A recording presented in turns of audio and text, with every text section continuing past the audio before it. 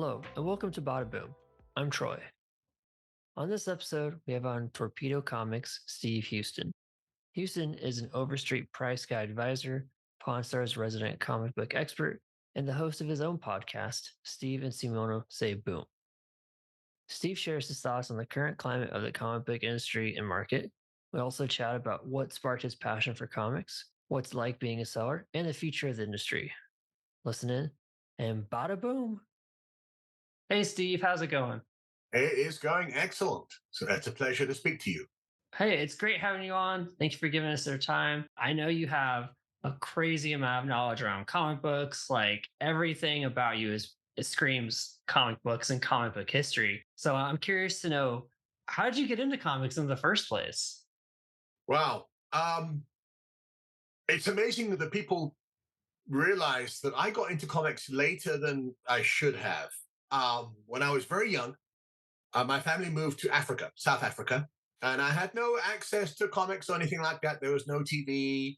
It was a weird little life. I loved it. When I came back to England years later, I came back to England in 1977. I didn't like the weather. It was raining and cold, and I'm like, oh God, I don't want to go out and play. What am I going to do? So I began drawing. I began getting interested in art, and slowly but surely, as time moves on, I went to school, and I was going to go on a school trip when I was 12 years old, and I stayed over a friend's house because we were going to get the school coach, and he lived close. And I always remember it. His parents came in and said, okay, time for you guys to go to bed. Turn the TV off. And I thought, oh, okay, I'm not really tired. My friend said, oh, no, we're not going to go to sleep. He goes, I've got this hobby. And he pulled out this massive case from out under his bed. And it was full of comics. It was a massive case. It was just full. And it was mainly filled with English reprints. At the time, we had an English weekly going for Marvel, The Mighty World of Marvel, and then Spider-Man and stuff like that. We had all sorts of odd titles as well, including, Tomb of Dracula and Planet of the Apes. And I was immediately mesmerized. I opened up the pages and he was like Yoda. And I was like this apprentice. I was like, who's this? Who's that? And what does he do? And he was giving me all this information. So that's 1980. At the time, I grew up very poor. So I didn't have any money to buy comics or anything like that. And I didn't dare ask my mum because she would have slapped me. So it wasn't until years later, it was 1983. It was the spring of 1983. And I was on another school trip, geography, the most boring trip you've ever imagined. And I was on a school coach, and all the other kids went off because they needed to go to the restroom. And I didn't. So I began to walk around the coach and look around, see if anyone had left anything behind. On the back seat was about 4 or 5 comics. 2 of them I can remember to this day. One of them was Power Man and Iron Fist issue 101, and the other was ROM 44. But then the most important to me, and a comic I still have today, it was Conan issue 147. And I just picked it up and I was like, God, is that some sort of kids? Did they allow really young kids here or something? So I picked it up, started reading it. And that was the end of that previous existence. Because as soon as I opened up that, I was like, oh my word, this is brilliant. I read the comic like 15 times in a row. And I realized right there that all my other hobbies that I had at the time, I was into military vehicles and tanks and soldiers, all that went away. I said, this is going to be my new hobby, and I'm going to read comics. And then I had the unenviable task of working out where I was going to get these books, what was I going to read, and what, I needed to find other people that read comics so they could guide me. And that was the spring of 1983. I know that feeling of like when you go into a friend's house or you see something and they introduce you to something that's like so cool, or like, wow, you're like a kid in the candy shop. And every single time you get exposed to that, it's like that same feeling all over again. I got to have that feeling again recently when I moved to Las Vegas and I went into Torpedo, and I was like, this is bigger than most of the comic book shops I've been to my entire life. And kind of similar to you, I didn't get into comics until I was a little bit older.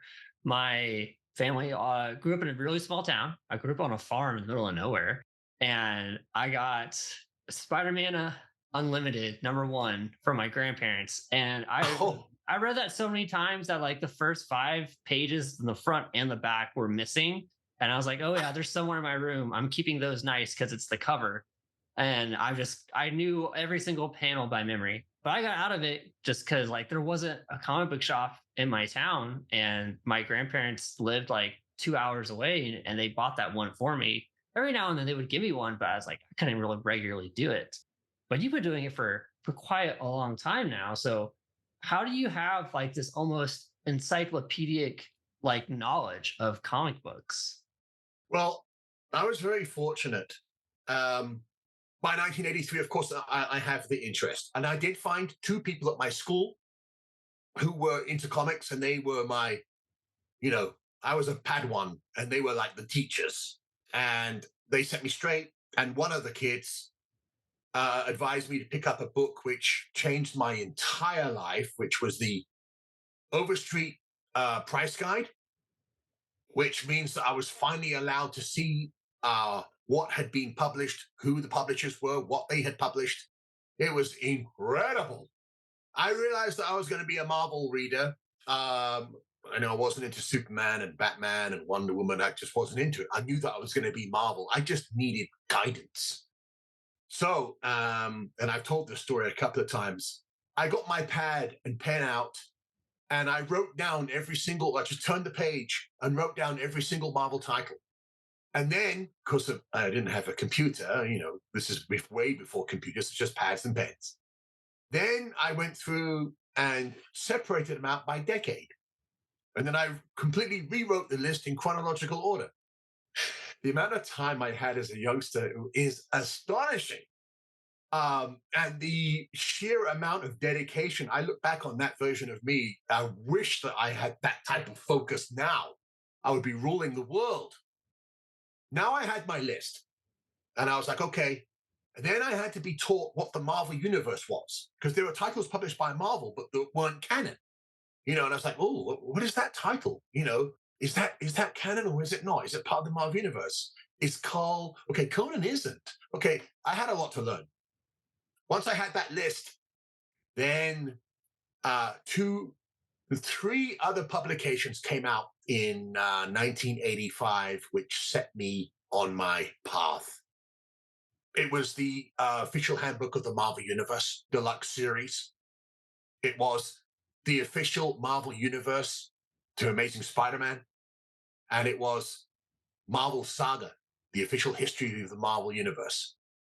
Those three books allowed me to really get into the weeds of what Marvel was, the Marvel Universe, what titles, understanding the characters. Because at the time I had a tiny little comic collection. It was tiny. And there I was reading this official handbook, which was giving me extensive histories. And of course, I mentioned it briefly earlier on. One of my previous hobbies had been military vehicles. I was fascinated with tanks and military vehicles, and I'd gone about it the same way. I had hundreds of tomes of books and photographs, and I knew every single country's vehicles. I worked out what era they came from. It's just the way my mind worked. So I wanted to use the same process with comics. And I was like, okay, I quickly discovered that I had to start a Fantastic Four #1. I know that 1961 is the start of the Marvel Universe. There was a little confusing period just before that with the pre-hero monsters, which blew my mind. I was like, oh, is that Marvel or is it not? Drove me crazy those years. But when it comes to the need to know everything, I have to give credit to the official Marvel Index to the Amazing Spider-Man, which was written by a guy called Mr. George Olszewski. And what he did was on the back of the book, and he had indexed like the first 25 issues of Amazing Spider-Man. On the back of the book, he had a list of terminologies where he explained what a flashback was, what continuity was, and it was eye-opening. And then I realized the sheer power of the Marvel Universe. And it was in 1985, I came up with the most grandiose thought ever. I said, I'm going to collect every single Marvel Universe comic. I want all the pieces together. And hence, I put on my Marvel zombie hat. I didn't read anyone else. I had a little dalliance with DC for about a year. I stopped every other reading, and then I just dove right up to my neck. And I said, I am going to buy every single Marvel comic that is related to the universe and is canon. Oh my gosh. I know we have a great voice actor playing the Watcher right now and What If, but if they ever need someone else, I feel like you've seen it all for when it comes to Marvel. Like, I see there's plenty of boxes behind you, and I'm sure the only thing that's in those is just Marvel comics. Yes, it is. Yes, that's. I have. I don't have as many books as I used to, but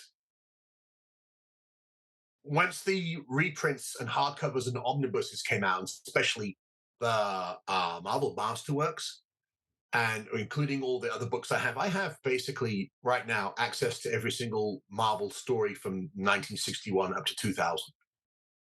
Wow. I mean, you've got your own shop kind of in your house. Yes, again, I thought of it as a reference library because after a couple of years, the Marvel Index ended.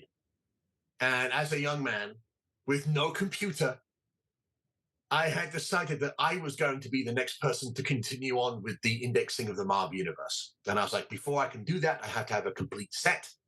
I have to read, I have to understand and understand everything. So I had to start buying titles and characters that I weren't really interested in, but they fit within the Marvel Universe. And it's really odd. Out of all of my friends, out of everyone I know, I was the only one who attacked it that way. For me, building in the runs, just filling in the runs, was essential, and filling in the bits and pieces. Of course, I hit the problem of money because as soon as I got back to a certain area, it was like, oh, what's a, that's expensive. But my real Marvel ascendance began when I moved to the USA. Many years ago, when I was in the army, I did a live firing exercise in Canada. We had 4 days R&R, and I went to Calgary. And that was the first time I'd seen a real comic shop. It was 3 times the size of my little tiny comic shop in England. It had massive amounts of back issues. I'd never seen that many back issues. And the man behind the counter, such a nice man, he saw that I was just wide-eyed, and he goes, yeah, this is pretty good but if you like comics, you got to go to America. You have got to go and experience it because that's where comics were born, and that's the home of comics. So in May of 1986, I decided that at some point I am going to go and live in America. By the way, that's that's much harder than you could possibly imagine. You can't just get up and come over here. Okay, years and years and years and years. I finally got over here in June of 1991. I finally got over here. And after I had got settled down a little bit, then I began to seriously purchase because that's what I had never been exposed to so many issues at a good price range. 50 cents, 25 cents, I was buying everything. You name it. Titles like, Shaun of the She-Devil, Marvel 2-in-1, all these obscure stuff, all the magazines, Tomb of Dracula, Vampire Lips, all the graphic novels, everything. And I got my first computer in 1992, and then I was off to the races. And then I started to start input information. And, I would have to say that I was probably, you can't designate me as a nerd. I had to be something worse than that, something that hasn't been seen since. And I know some friends of mine that I still know that remind me of that time, and they had never seen anyone as driven as me. And so instead of going out to parties and doing stuff like that, I was going off to comic shops, picking up issues, following my back issue list, doing my research, hour after hour, week after week, year after year, just completely focused on the Marvel Universe. And that's the only way that you can shove all that stuff into your brain. Just, you have to keep reading it, filling in the gaps. Yeah, it's like it very much is your life. Comics, the Marvel universe, everything part of that is a big piece of who you are. What was it kind of like during the pandemic when the shops closed down and people were kind of transitioning a lot of stuff towards selling things on Instagram Live? I know our my co-host Chris, he actually bought a couple of things from you during the pandemic through Instagram Live. But what was that transition like for you? Well, we were very lucky at Torpedo. As soon as the lockdowns began, a lot of the comic shops in our area completely closed down and laid off all their people. Our owner, John, he came in and he called a meeting and he said, I don't want to lay anyone off. He said, if someone can come up with something that we can do to still keep bringing the money in as if we were open, as if the doors were open, I will work with you and not one single person will be laid off. At the time, there was a lot of people panicking. A lot of business people were panicking. And to have a clear headed voice like that, just say, guys, relax, give me a proposal, and then I will work with you.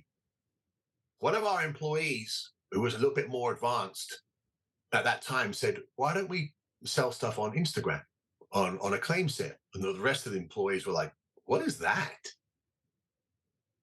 So he told us what it was. And he goes, look, there's a community out there of people. We go into a chat room.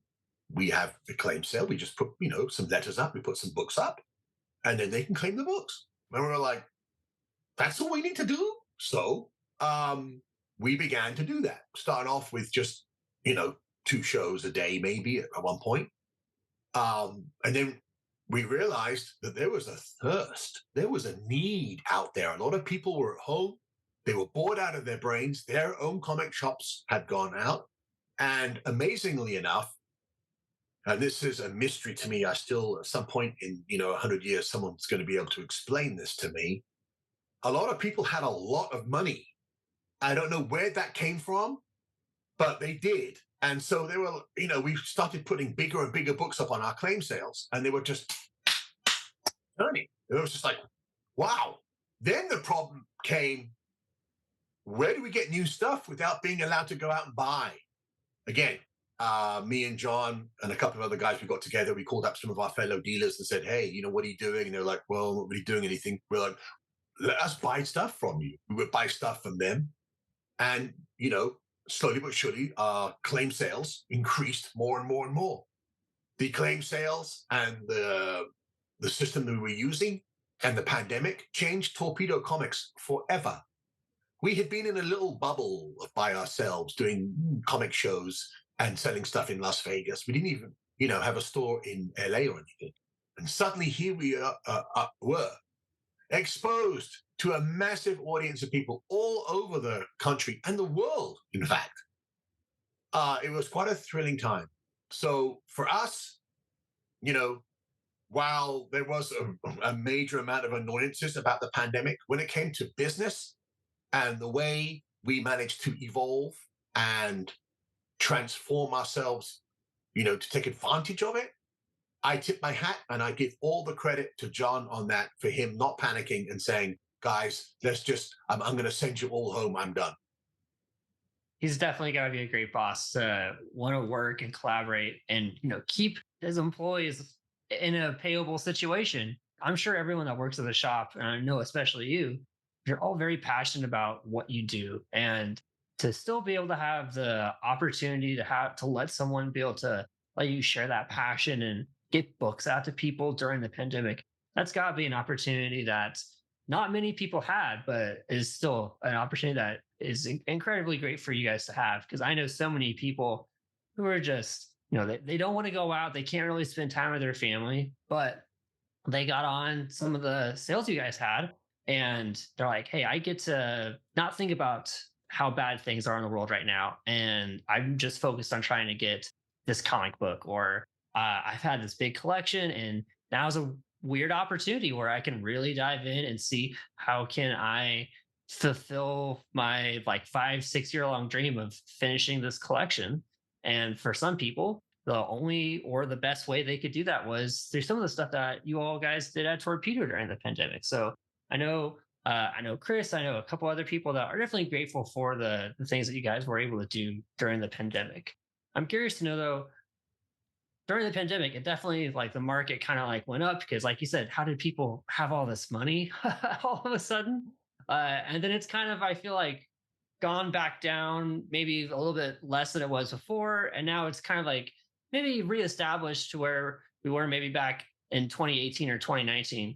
But what's it been like having the shift of, hey, now everybody wants stuff to like, okay, we're oversaturated to maybe we're back to where we were before. What's it like going through all those waves, and where do you see the industry where it currently is and where it could be going? That's It's a loaded question. fascinating. That's a fascinating question, and it's very relevant to today because I do have some major fears, and I've expressed them to John. Um, I have been through some amazing downturns. Um, was working behind the desk at the counter when in 1995, 1996, the entire industry crashed. I've been through that after the speculation boom of the early 90s. And I was left in a wasteland of businesses that had gone out, storage locations full of books, which were now worthless. And then again, I survived the other downturn we had in 2001, which was also, it was just awful. And then again, I survived the downturn that we had during the housing crisis of 2008, 2009, which was even worse. The thing is, and this is something, that maybe people who are listening to this, watching this, maybe I'm going to hit some little buttons here. Since 2005, we have been in the golden age of Marvel marketing since the Iron Man movie. We have never had this amount of exposure. Most of our characters, Marvel and DC, have all been on something, cartoons, massive big movies. So many people know about our characters now. Civilians who would come in and go, yeah, I love Thanos. A couple of years ago, it's like, if you'd said Thanos, they go, oh, well, what does that mean? So the difference is, and this is the main problem, after all that exposure and billions of dollars of marketing in every platform that there is, we have not picked up any real readers. We've picked up a lot of people who are flipping, speculating, selling. Those people flooded the market during the pandemic.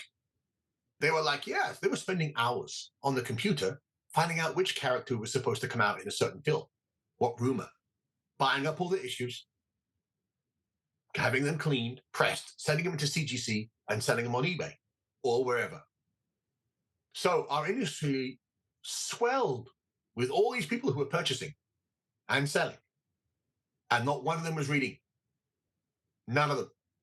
And I remember back at the time, I expressed some of this.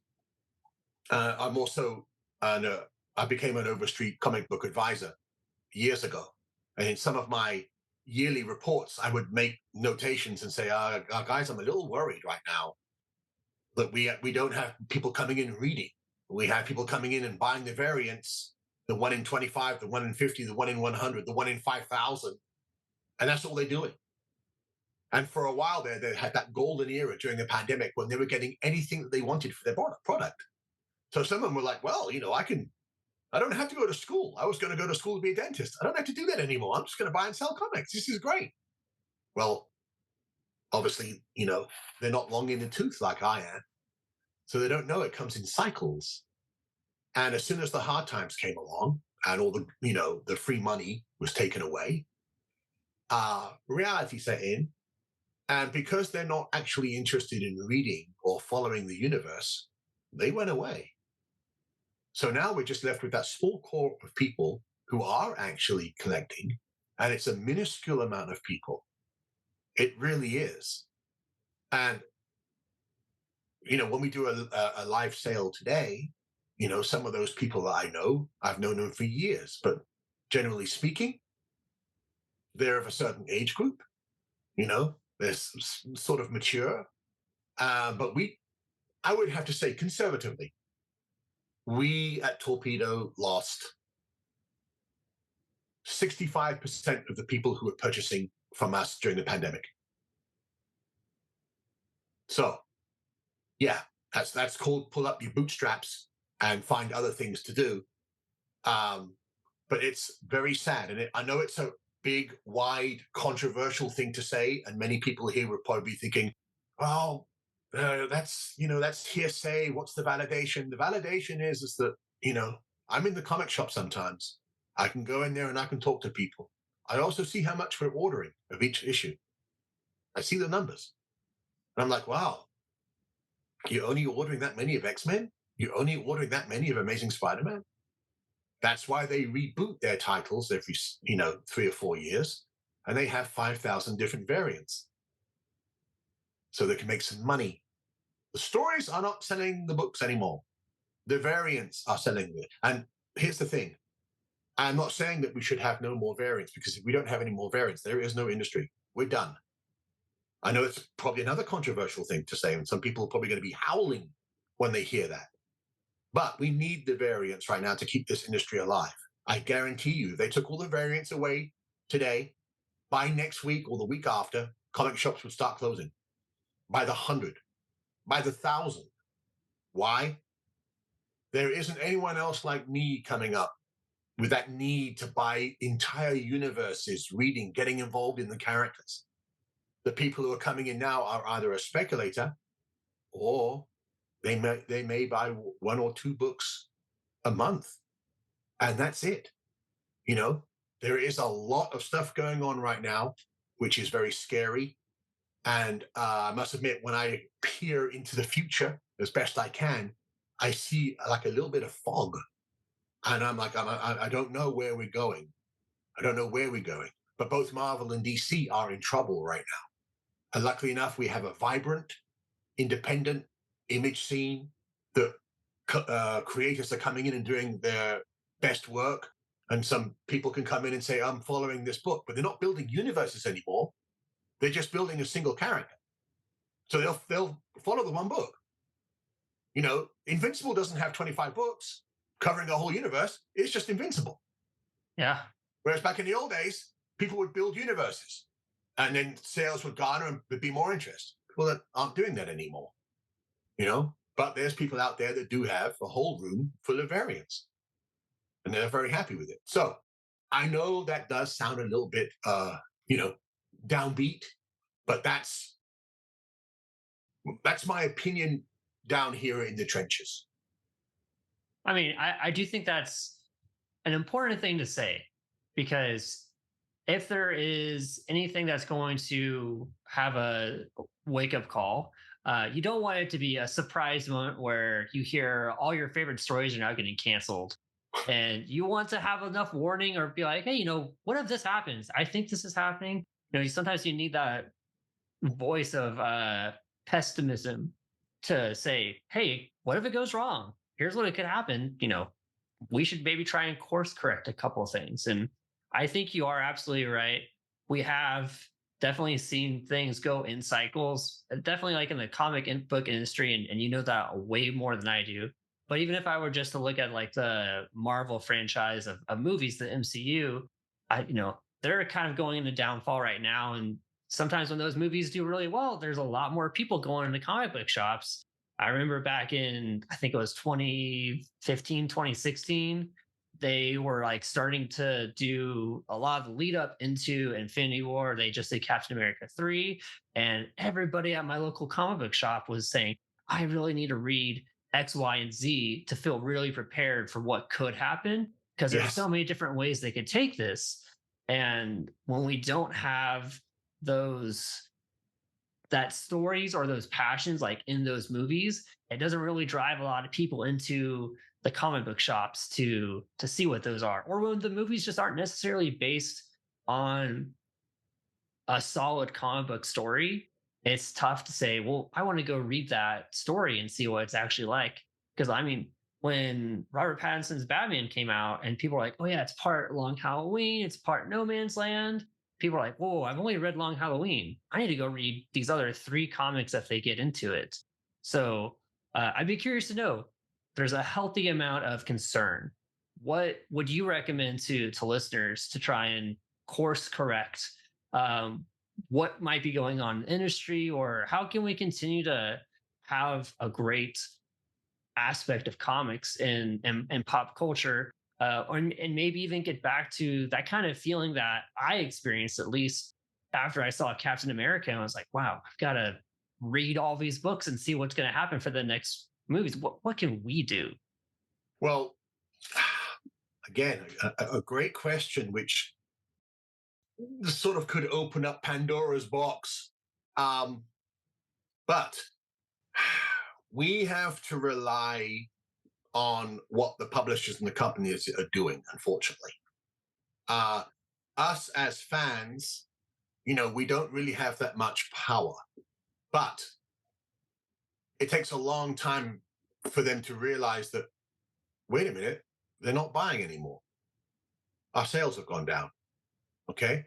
And of course, with these huge you know, octopus level corporations that are now in control of Marvel and DC, the comic divisions are basically lost leaders. They're like, well, we don't care if this book only gets printed 11,000 copies a month. It's a lost leader for them. They're just going to keep that going.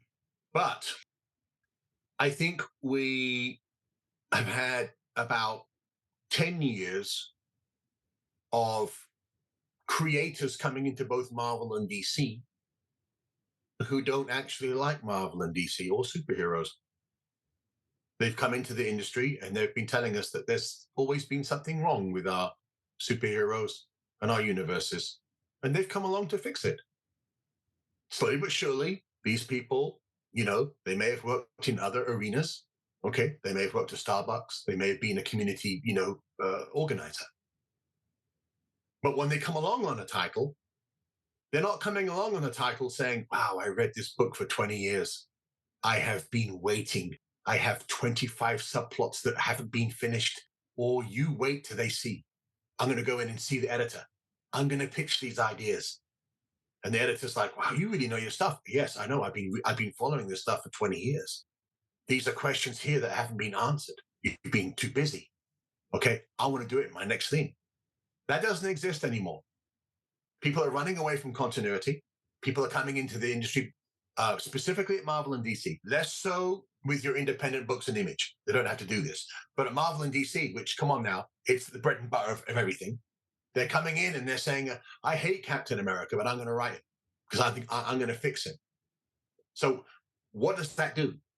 They may appeal to the 5 people in the world that have been waiting for that person to do what he's doing. And then the rest of us were like, oh, I didn't think there was anything wrong with Steve Rogers. I've been following Captain America for 15 years or 20 years.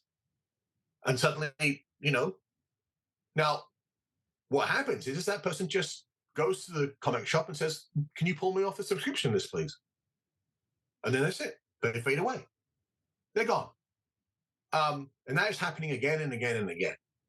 The creators and editors right now over at Marvel and DC seem to be overly bothered by aspects of the comic industry which they shouldn't be. They're trying to appeal to a tiny little audience of people. The funny thing is that this also holds true for the MCU. I remember when the first Avengers movie came out, I went to the cinema and I walked outside and people were hanging, they didn't go, they were hanging around talking. I had never felt that atmosphere before. So much questions and people were like, whoa, this is incredible. Civilians just dressed up, as superheroes. And I was like, oh, have you ever read a comic before? No, I love this. That moment has gone. It's gone. Now the films that we're getting, they're telling us a certain message that they want to get across, but it's not very entertaining.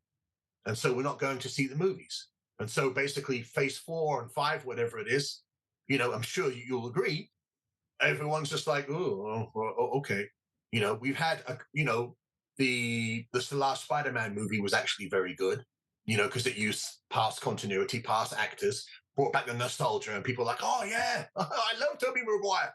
And by the way, um, when I was in the cinema watching that film, I have never experienced the happiness that was permeating from behind me when I was watching it as each actor came out as the Spidey. I could hear, oh, I could hear, wow, these people are really excited. It's a tough thing to do in some ways, and then it's easy in others.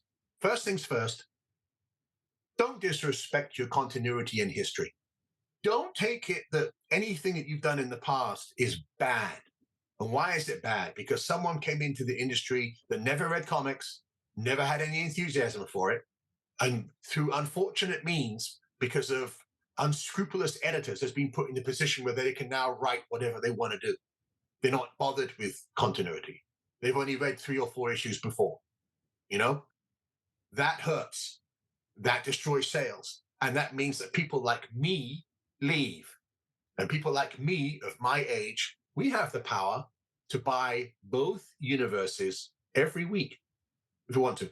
All the issues. If they were doing it, I could follow all the Batmans, I could follow all the Avengers, I could do it all. I can afford to do it. But they're not appealing to me. They're appealing to an audience that maybe has enough money to buy 2 books a month. And then they sit there in their offices smiling, saying, we've done a good job. This issue told a story that we want to tell. And then the accountants tell them that they've just lost a lot of money and they have no answer for it and they don't care because they're getting paid anyway. I have multiple problems with that, including the fact that I have friends, dealers that have been in this business for a long time that have worked millions of hours in their store over the weekends, at night, late, building and building. It could all be taken away by an elite group of people who don't care about comics, don't care about anything, don't know anything about sales. All they care about is, as long as their point of view is done. Again, that is probably another very controversial thing that I've just said. And a lot of people right now are either pulling their hair out or they're nodding and going, oh my word, I think I see where he's going. I'm just bringing you that point of view from someone that has been a dealer, retailer since 1993. I've seen almost everything.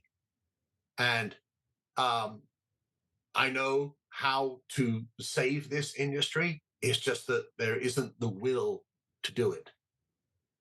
There's a lot of things that are beyond an individual's control, and it takes a collective sometimes to do that. And like you said, when something doesn't sell and there's a bigger problem, then someone's probably going to say, hey, maybe we should take a look at trying to fix this.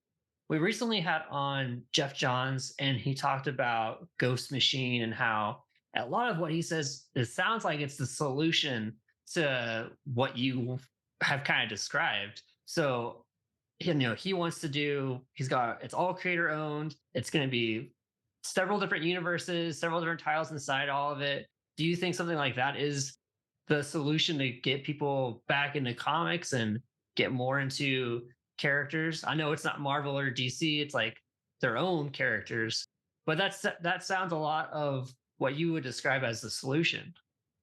That is a very valid point. And it's interesting. I was actually having a conversation about Ghost Machine with one of my fellow employees earlier on today. This is incredible. Yes, I do believe that this is the way to go. It's not a huge, massive corporate structure where plot lines are being sent down by memo via HR. He has gathered creators that want to create without being bothered, annoyed, or interfered with. And I do know of certain writers that have worked for Marvel and DC, and they have to write to certain edicts in their stories. That there is creative suicide. You have to allow these creators to do what they want to do. Now, if someone wants to go off and do something amazingly controversial, let them go off and do it. The market will let you know whether it's good. But we have an example of success right now. Manga is massive. It outsells everything. Why? If it's a manga that is an action-based book, you get everything you want. It's the same way it's been for 20 years. Incredibly powerful characters, power, buildings, universes, planets exploding. You get everything you want to in there, you know? And youngsters and teenagers and older people, they're like, yeah, I love that. And they have their template. When you're reading an action book like that, you expect a certain thing from your characters. You want your guys flying up into space, gathering power. You know, maybe they have a fist that can punch through, planets. Yes, you like that. And it builds this, and everyone's happy. There isn't any controversy. They didn't get an edict from downstairs saying, "Oh, we want you to change the main character because right now it's good that we need to push this agenda." And everyone goes, "Oh, okay, so the character's not going to do that anymore." No, because we don't think that's a good idea. That's what's been happening with American superheroes while the manga books have been thriving. You just go into a bookstore and take a look at the size of the manga libraries of books and graphic novels. It goes on forever. That's what's happening in American superheroes. So what Jeff Johns has done, which is very, very brave, because he has a nice cushy job there at DC with just money pouring in, lots of experience. He can see that his creative need is being stifled by corporate HR memo typewriting. And he's like, I need to free up people. And you can probably imagine, I can't say for sure, but you can probably imagine that in his pitch to people he wants to come and work with him, he's basically saying, guys, come on over. You can create what you want to create. I'm not going to give you any edicts. Create what you want to create. Be free. I don't think there's anything more valuable to a creator to be unchained so that they can go, I've been waiting 20 years. I was never allowed to do this at Marvel or DC. Here I am. If it fails, it fails. But they had the ability to try. That's the sort of thing that happened at Marvel in the early 1970s. Lucky enough, you had an editor-in-chief who was extremely outgoing and willing to try anything, Mr. Roy Thomas. And he had some real mavericks working under him, people who spent a lot of their time doing this. But when they came along to the creative aspect, they created gold. And Marvel was able to go from that Silver Age into the Bronze. And all those Bronze Age characters and storylines, stuff like Man-Thing and Deathlock and Howard the Duck, that would never have been allowed today. Never. Someone would go, you're not going to publish a book about a duck talking like that. No, you're not going to do that. That atmosphere is gone. And I've been very fortunate to speak with Roy Thomas many times. And I've spoken with Jim Shooter. I've spoken with Tom DeFalco. I've spoken with guys who were right there at the pinnacle of power. They all know what's missing. And what Jeff Johns has done is said, I'm going to reclaim that creative fire, that aspect. And to do that, I have to unchain these people from that corporate memo. Let them go. And now, let's see what they can create. I mean, I can't wait to see what Jeff Johns comes up with in Ghost Machine. I know Geiger Ground Zero came out today, and he's got a couple other books that were coming out before they formed Ghost Machines, and those are both good. But it's a new page in the comic book industry in the next coming years, and it'll be interesting to see where it goes. Yes. But on a lighter note, I'm curious to know, what's your favorite thing about working at a comic book shop? When I was in college or in different parts of my life, I'm always like, hey, this is a hobby I have. I really would like to do this full time. And clearest path I see to it is working at a comic book shop or working at where their shop sells whatever I'm the most passionate about for that moment. But what is your favorite thing about working at a comic book shop? Again, another great question. And it's very important because without passion, life can become quite miserable. I still have a lot of passion for my business and for the characters and the stuff that I grew up with. Now, I don't work in the actual store anymore day to day, but I do my live sales and I monitor back issue sales. And I still get a thrill when I'm in the store and I'm doing some inventory and I hear people over, I can hear them talking and I'll see them, I get really excited when they bring out a list. If they bring out a list and put it on the thing and I'm thinking, oh, he's got a list. He's missing issues. I wonder what he's putting together. And then I'll hang around just a little bit. I don't want to put any pressure. I'll hang around a little bit and then I'll wait for a question. That's one aspect. Even better is when someone says to me, I've been reading this stuff for years. La la la, this title, this title, this title. Let's say, for example, oh, I've read all the Silver Surfers, I read all the Warlocks. I think I'm pretty up to date on all my cosmic stuff. I'm really good. There's nothing better than being able to suggest something else that they can read that you like yourself. So in that, I've done this many times, and I'll say to people, you may have not heard of this book. Did you ever read a book called Quasar? They're like, oh, I didn't think there was anything interesting going in it. And I'll go, let's go to the box. Okay, here's the first issue. You know what I'm going to do? I'm going to give you an incredible discount on the book, this first one.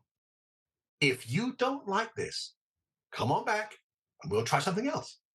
But I'm staking my reputation on this. Boom. When that person comes back and says, I need the entire run, I get a thrill. It's like a flush through my entire body. And it's essential for me, for someone of my age that's been working in this industry and working on the floor, making sales. It's essential that I get that feeling, that flush. It keeps me young. It keeps me passionate. And it really is the thrill of my life when someone says, I never thought that this would be interesting, Steve. That book was brilliant. What else is there? That's a lot of power that I have in my hand. I go, let's go over to this box now. Have you seen this? Oh, no. Let's do this again. And you keep going. Someone else comes in. That there is the thrill. The biggest thrill for me in comics. I can definitely see like the energy and that passion. When I first walked into Torpedo and I saw you doing a live sale in person, I was like, man, I bet he's kind of like this on camera. But even when the camera turns off, you're still just as energetic and just as passionate to try and make a great recommendation or try and just share your love for comics with anyone else in the store or anyone that's around there to listen. So I definitely think we need more people like you in life because there are plenty of people that are, they're passionate about music, they're passionate about sports, but there's someone that got them into that passion. And it'd be great if we had one of you in every single comic shop in the entire world and probably also a public library, because I know there's lots of people that go to public libraries to get whatever they kind of can. So I definitely I want to say thank you so much for your time. We've appreciated you being on. I'm excited for everyone to hear more from you and see what else they can kind of learn from you. Where can they find you on social media? Well, my main site is Steve Says Boom. That there is the site that is, sort of joined half and half to Torpedo, but it is mine. I have about almost 3,000 people on there now, all super high-level comic fans, and it's a way for you to communicate directly with me. It's also the place where I put up promos and stuff. If I'm in the mood to post something about something, that's where I'm going to post it. Steve Says Boom. Awesome. Well, Steve, thank you so much for coming on. We really appreciated your time. And with that, Badaboom. Badaboom. Thank you for listening to the Badaboom podcast. Keep the conversation going on Instagram, TikTok, and Twitter. Get in the comments on our YouTube channel and let us know what you'd like to hear next. And please subscribe to the podcast on Apple Podcasts, Spotify, and wherever you listen.